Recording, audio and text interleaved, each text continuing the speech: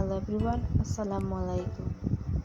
প্রতিবারের মতো আমি আপনাদের সাথে আরও একটি রেসিপি শেয়ার করলাম। আশা করি ভালো লাগবে সবার।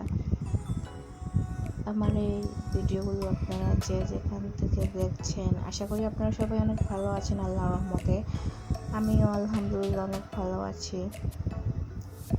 আজকের রেসিপিতে যা লাগবে: সয়াবিন তেল, পরিমাণ মতো পেঁয়াজ কুচি, হলুদের গুঁড়া, মরিচের গুঁড়া, ধনিয়া গুঁড়া, ধনিয়া পাতা, লবণ পরিমাণ মতো আর বেগুন।